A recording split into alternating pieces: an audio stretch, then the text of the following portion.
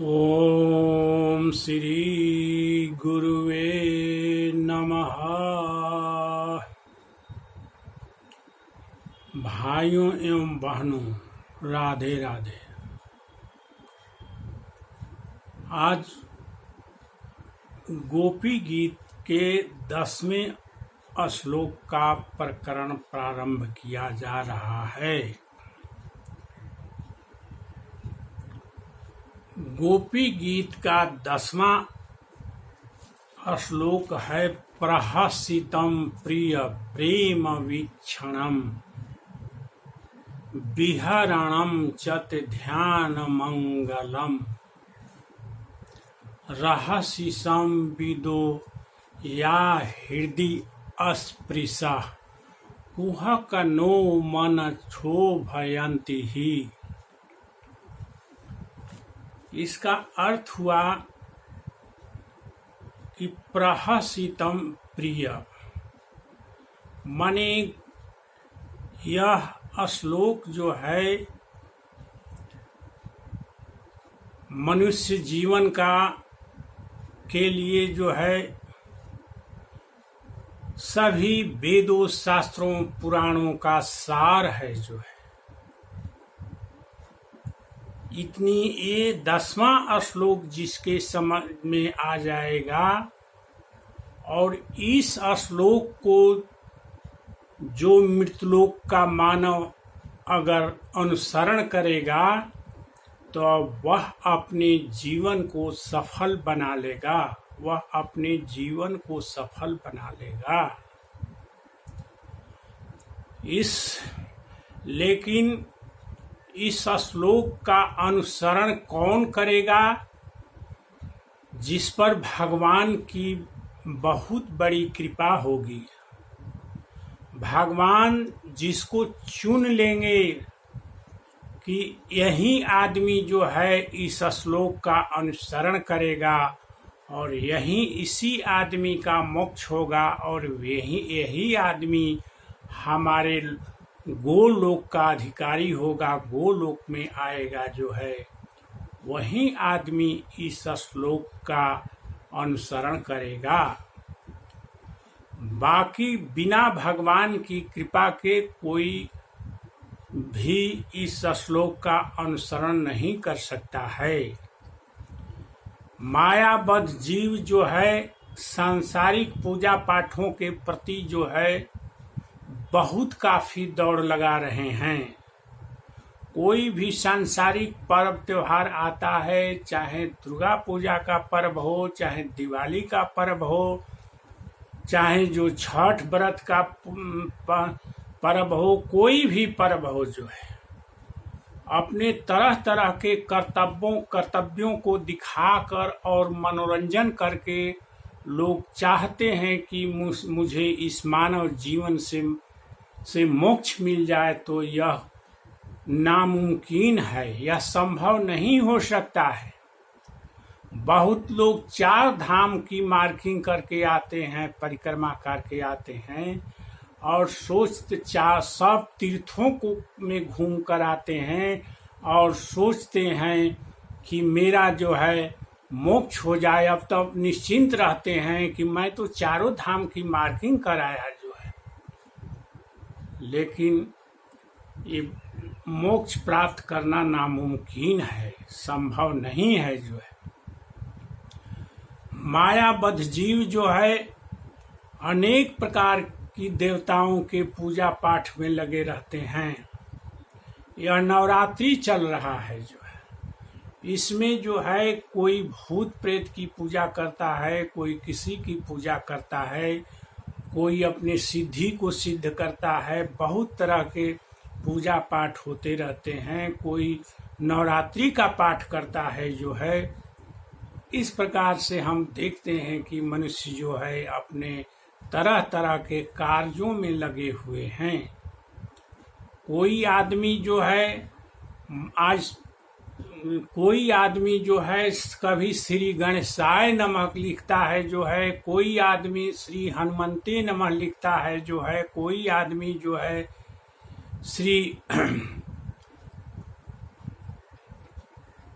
शंकराय नमः शिवाय नमः लिखता है जो है, कोई आदमी जो है सम शनिचराय नमः लिखता है जो है, कोई आदमी जो है ओम सूर्याय नमः लिखता है जो है।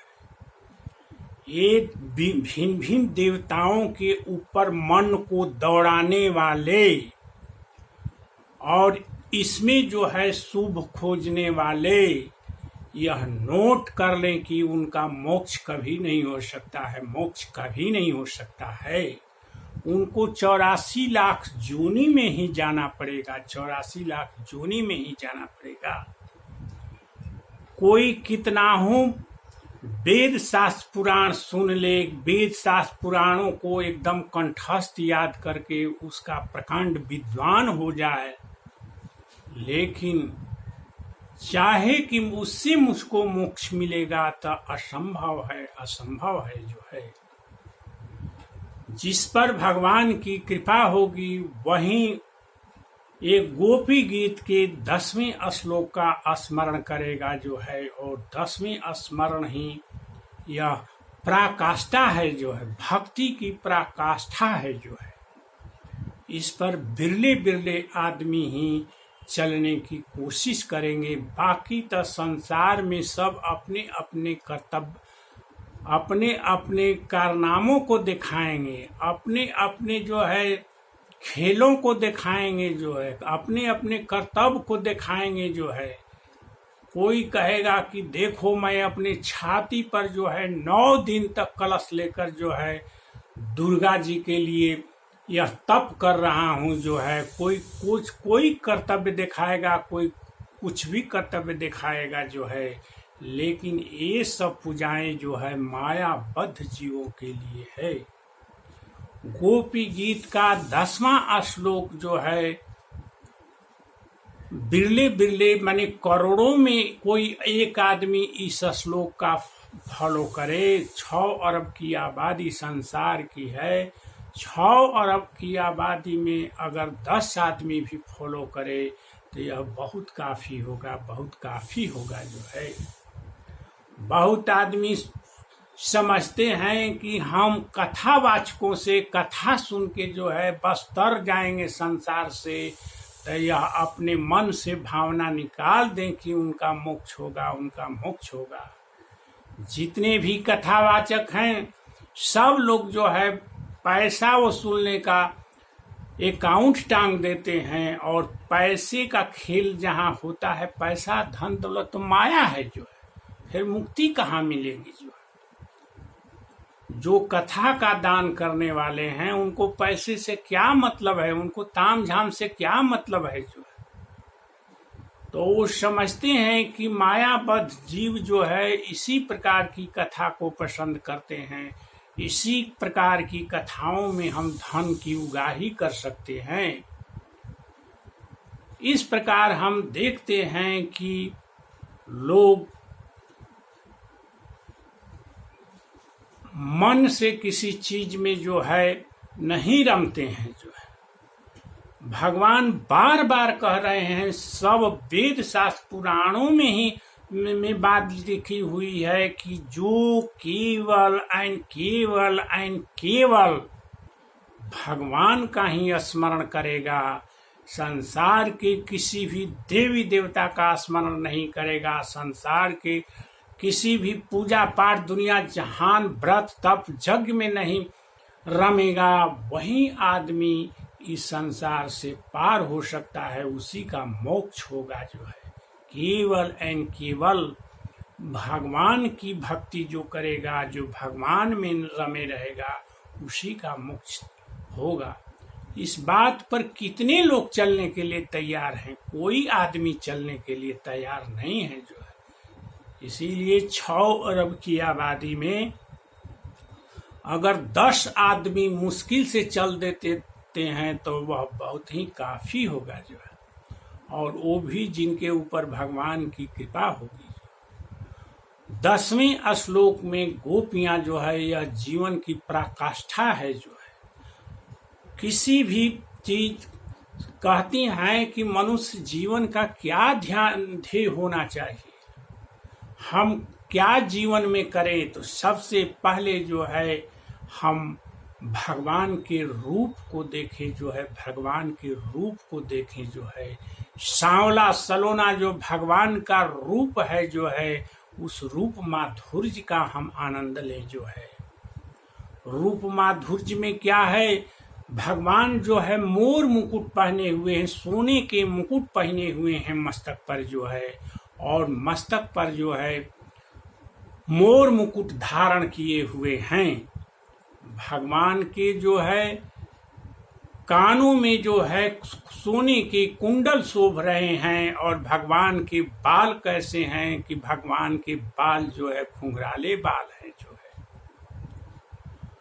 और भगवान की ललाट पर जो है तिलक शोभ रहा है। जो है भगवान के दांत कैसे हैं कि एकदम कुमुदनी, जो एकदम उजले उजले दांत हैं भगवान के दांत। क्यों, तो दांतों की शोभा को कौन कह सकता है, जो है ये भगवान के मुखमंडल का शोभा है। जो है भगवान गले में जो है बैजंती की माला धारण किए हुए हैं, जो है वन माला धारण किए हुए हैं। जो है उनके गले में तरह तरह की मोतियों की मालाएं पड़ी हुई हैं। जो है भगवान की आंखों की सुंदरता, वो कमल नयन, कमल के समान उनके नयन हैं।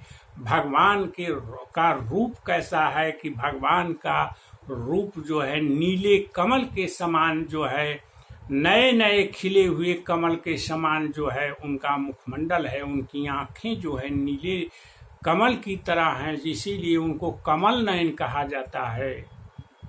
इस प्रकार के से भगवान के रूप माधुर्य पर गोपियों का ध्यान जाता है। जो है और जीवन का सार यही है बंधुओं कि कोई आदमी जो है भगवान के रूप माधुर्य पर पहले ध्यान ले जाए।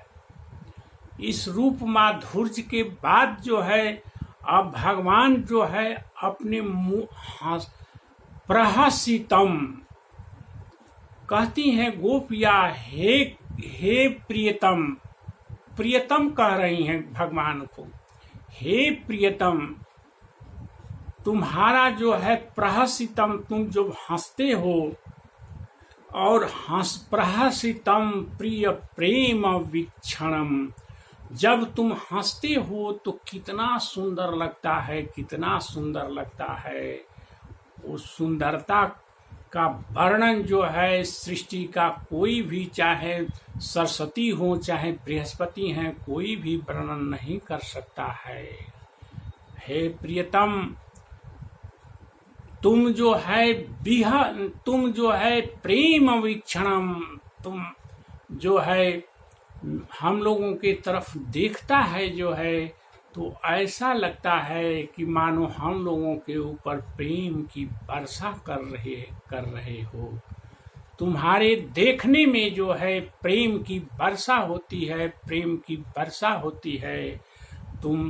तुम्हारा मुस्कान कितना सुंदर है, तुम्हारा वीक्षण माने देखना कितना सुंदर है। जो है तो इसी छटा को देख के गोपियां जो है ये मन में कल्पना कर रही हैं, ये मन में कल्पना कर रही हैं कि भगवान हंसते हुए चेहरे से हम लोगों के तरफ देख रहे हैं, हम लोगों के तरफ देख रहे हैं। जो है गोपियां जो है इस 10वें श्लोक के द्वारा जो है हम मानवों को संदेश दे रही हैं कि भक्ति इसी को कहते हैं कि भगवान के हंसते हुए चेहरे को, भगवान के प्रेम पूर्वक चितवन को जो है यह मन में कल्पना करे मनुष्य जो है कि भगवान हंसते हुए जो है प्रेम पूर्वक चितवन से हम लोगों को निहार रहे हैं, हम लोगों को निहार रहे हैं। जो है बस भगवान की यही भक्ति है, इससे बढ़ के कोई भक्ति नहीं है। जो है इस सारे वेद शास्त्र और इसी में अपने मन को रमाइए, भगवान में ही अपने मन को रमाइए, भगवान की सौंदर्य के ऊपर अपने मन को रमाइए। जो है प्रहसितम प्रिय प्रेम वीक्षणम, हे प्रियतम तुम्हारा हंसी और चितवन जब हम लोगों के तरफ तुम हंसते हुए मुस्कुराते हुए प्रेम पूर्वक देखते हो तो हम लोग अपने तन मन और शुद्ध बुद्ध को खो देते हैं। यह भगवान की भक्ति की पराकाष्ठा है जो है। मन से कल्पना करके क्या आप सभी लोग इस प्रकार से कल्पना में भगवान को लाते हैं, सौंदर्य को, उनके रूप माधुर्य को देखते हैं जो है। आज तक गोपी गीत के 10वें श्लोक के प्रकरण पर बस इतना ही। यह बहुत ही सबसे टॉप प्रकरण है जो है। बस इसके बाद कल होगा। श्री राधे राधे राधे।